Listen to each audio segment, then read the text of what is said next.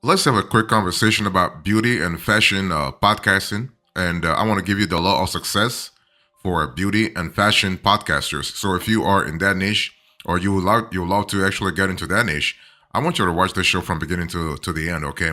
So here's the overview I want you to pay attention to. The thing is that when you think about fashion, you are speaking about a multi-billion-dollar industry, okay? And I'm speaking about not only in the States, but also globally.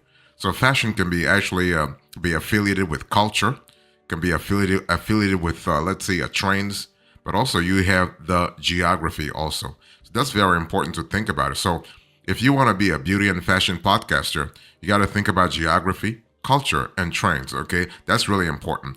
And but the good thing is that you are able to carve out a small space, let's say a small space for yourself as a health and beauty podcaster.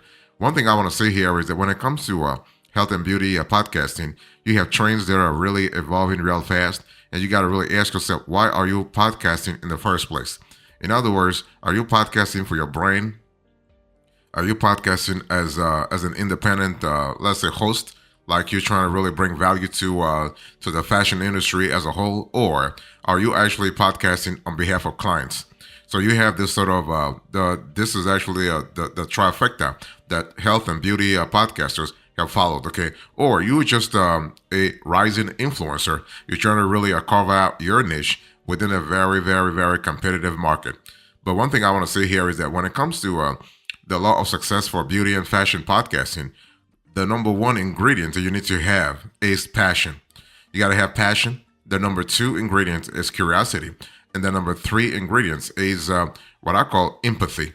It's emotional intelligence. You have to really understand what your target audience wants, why they want it, and how to give it to them. What kind of advice they want, why they need that specific advice. And basically, you have to really understand the psychographics of your target audience.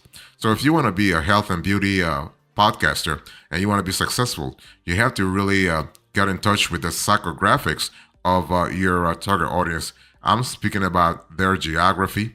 I'm speaking about their demographics. I'm speaking about their interest and so on and so forth. So let me give you the law of success here. So if you are a beauty and fashion podcaster, the first thing you want to do here is to actually get some inspiration before you start your beauty and fashion podcast. Okay. Don't really think that, okay, you should, I'm not asking you to create something out of, let's say, out of thin air. No, get some inspiration, do some research, read a little bit. Okay. I want you to really follow what the news media actually are talking about when it comes to fashion and beauty. The thing is that going back to what I said about health and beauty being a cultural thing or a geography, like a geography thing, you got to really ask. You got to ask yourself: do you want to have a health and let's say not health, sorry, a beauty and fashion. Let's say a podcast like a global one, or you want to have a cultural one, like a national one. For instance, you can say, you know what, I want to focus on European beauty and fashion, or I want to focus on American beauty and fashion. So it's important to have that curiosity. It's important to also get some inspiration. Now the inspiration can come from multiple sources. The inspiration can come from your fellow podcasters. The inspiration can come from, let's say, the industry as a whole. Can come from news media, or can actually come from creators. I mean, you have a lot of creators from fashion creators all the way to influencers, social media influencers. My whole thing here is that you need to get some inspiration before you start the beauty and fashion podcast. Okay, and you need to also find your niche. I always say this a lot because when it comes to podcasting, you have a very competitive field. You have a competitive industry. So if you don't have a niche, you are going to drown into a very competitive sea. Okay, you have millions, literally millions of podcasts nowadays, and in the health and in the why am I saying health in the beauty and fashion niche, you have about 500,000 to 700,000 podcasts. That's a lot of podcasts. Okay, so for you to really survive, you got to really ask yourself, what part of beauty and fashion do you like to talk about? Well, what part of cosmetics? Maybe you have a degree in cosmetics, or you have a passion for everything cosmetics, for instance, that you can talk about it. Or you can say, you know what, I want to just to focus on maybe natural cosmetics. For instance, I'm just giving an example here, but the whole idea here, you need to find your niche. Okay, so this the first law of success is to get some inspiration before you start your beauty and fashion podcast. Law of success number two: find your niche. The law of success for beauty and fashion podcasters, number three, you got to choose your name. See, the whole thing is when it comes to a beauty and fashion podcast, the name is going to be let's say, an extension of your brand, right? And you and I know that in fashion and beauty, branding is nearly everything, right? Because trends change all the time, right? You have shifting consumer interest, but if you don't have a brand, that's not going to. If you don't have a brand, you can't really be differentiated. But you want to differentiate yourself. So if you have a beauty and fashion podcast, you got to differentiate yourself. Maybe with the conversational tone you have, with the knowledge you're bringing to the table, your own personality, the topics you're covering, all that kind of stuff. The whole idea here is to define is to really carve out a space for yourself. Okay, personal space. So you want to choose your name. Choose a name that's really that's in tune with what your target audience is expecting. You got to ask yourself, what demographics are you speaking to? Are they young? Are they old? Are they in between? Are they female? Are they male? Whatever. I mean, you got to really speak to them and choose a name, or choose, let's say, yeah, a brand name that really appeals to them too. Okay. Next thing you want to do here is to build the structure of your beauty and fashion podcast.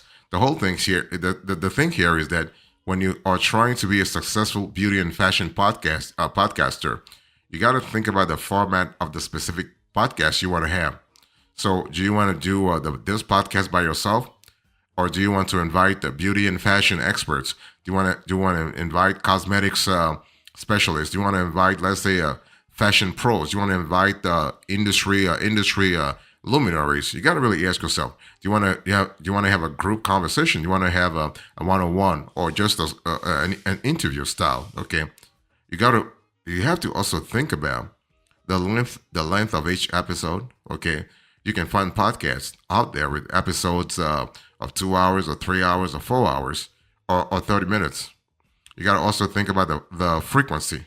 So, it's one of those things you do not want to do once a day. I mean, I'll tell you right off the bat, you do not want to do once a day. You just get burned. Don't do that. Okay, burn out. No, don't have that.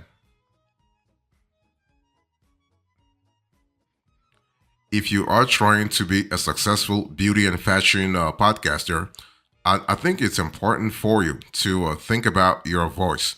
What kind of tone are you going to have for your show? Are you going to have a conversational tone? Are you going to have an intellectual tone? Are you going to have, let's say, a serious tone? Are you going to have whatever it is that works for you and works for your audience? You want to implement that, okay? So you got to really find your voice. Yeah, the thing is that when you think about a health and fashion podcast, you have primarily a conversational conduit, a conversational platform. So, question is, do you want to maintain that conversational allure to the podcast, or do you want to have like a serious conversation about podcast about health, not just health, but fashion and beauty? Okay, that's an important element to think about. So, find your voice. You do have tons of options when it comes to finding your voice. Okay, and if you want to survive, or just even emerge, if you want to rise as a beauty and fashion podcaster, you got to think about getting the right equipment. I mean, gone are the days where you can just be in your basement and just have your iPhone or your Android and just film yourself, and that's it. You voila, you had your podcast. You had your beauty and fashion podcast. Maybe you were showing a one or two products to your audience, and voila. No, nowadays audiences throughout the world, they are expecting something professional, something decent. I'm not asking you to splurge thousands of dollars, okay, when it comes to buying the right gear. No, but you got to have something decent. Okay, something decent, and it's not really that much. I mean, you can find, for instance, a good microphone that blocks out background noise for $75 to $200, and you want to get that. You want to really block out background noise. Definitely want to do that. Make sure also you have a microphone for each guest. So to edit the sound, basic apps like GarageBand and Audacity are more than enough. Okay. So again, you do not want to break the bank. Just go with the flow and choose whatever is available to you. Okay.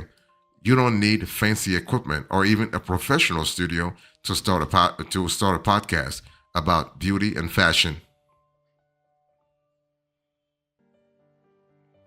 So, if you another law of success for beauty and fashion podcasters is, it has to do with the platform. So, if you want to have a successful beauty and fashion podcast, you got to think about where to host that podcast, right?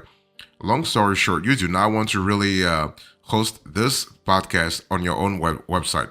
I don't care if you think your website is so wonderful, you have hired the best of the best to design a website for you. You do not want to host it there, okay? Because there are consequences, and you do not want to really bear those consequences. Let me give you an example. The thing is that your podcast will be available on iTunes and similar platforms, right? iTunes, you have Spotify, for instance. You have Amazon podcast, but you also have let's say a Microsoft podcast also. But the audio files actually have to be hosted on an internal server. That's the thing. Okay, because if you want to really monetize those audio files later on, you need to have access to them. Now, it's important to understand that you want to use platforms that are consistent with your product. They are consistent with your target audience. That's going to be very important. You also want to think about the thumbnail. So, if you want to be a successful beauty and fashion podcaster, think about the thumbnail of your podcast. Okay. So, once your podcast does make it into the right apps, your thumbnail becomes one of its most important elements. It's what everyone sees when they search for fashion and health, fashion and beauty. Sorry, fashion and beauty. Podcast on their phone or computer. So that's kind of important. That's important. You can design one, or you can use a service like Fiverr that reflects your title and stands out among the thousands of titles for competing podcasts.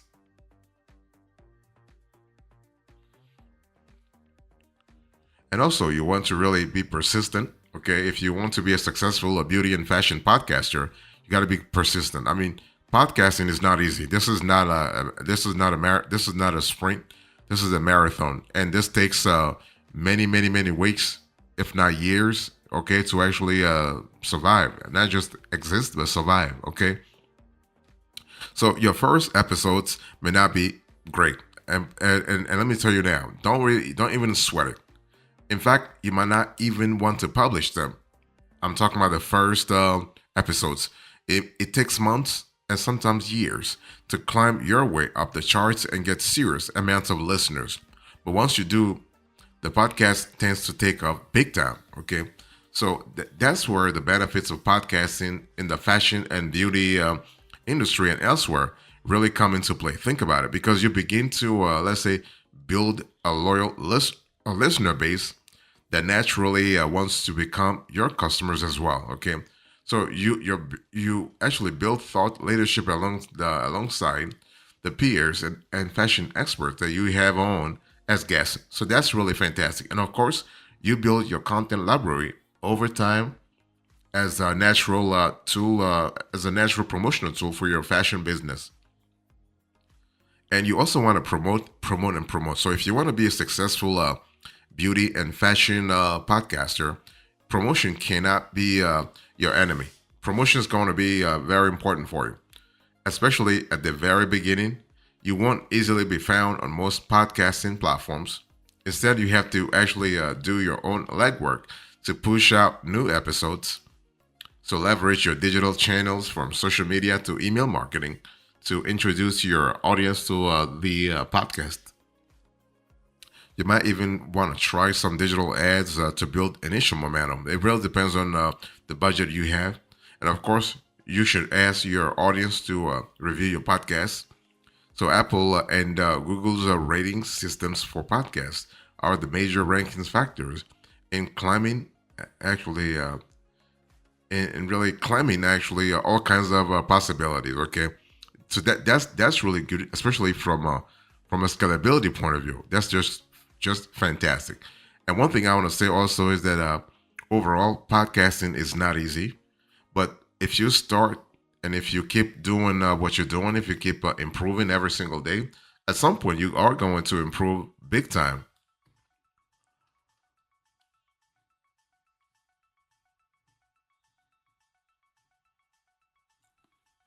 So let me give you a few extras here. So if you want to be successful as a beauty and fashion podcaster, you have to understand that your tone, your storytelling, your conversational tone, for instance, will be critical. Okay, your personality. Okay, your skill sets are important, but your personality is going to be more important. And also, you got to ask yourself where you want to appear. Like for your beauty and fashion podcast, do you want to be on YouTube? Do you want to be on do you want to be maybe on Spotify for the Spotify for podcasters? Want to be on Apple Store, for instance. So it's important to pay attention to those things, okay?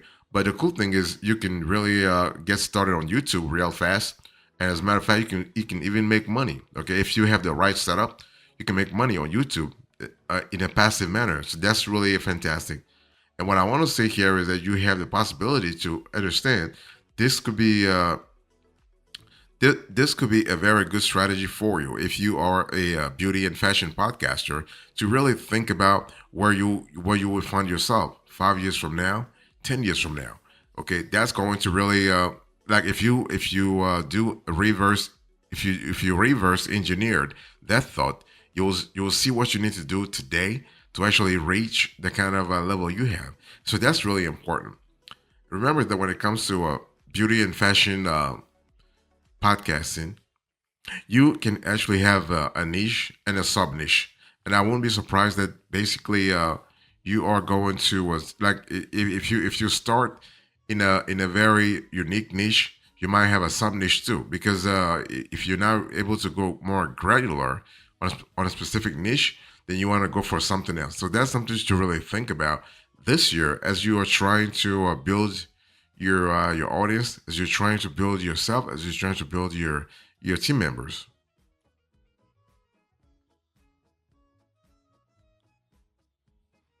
So, in conclusion to this conversation, I spoke to you about the law of success for beauty and fashion podcasters. I give you the overview, the law of success, the extras, and the conclusion. Thank you so much. God bless you. I'll see you next time. Until then, remember, stay marvelous.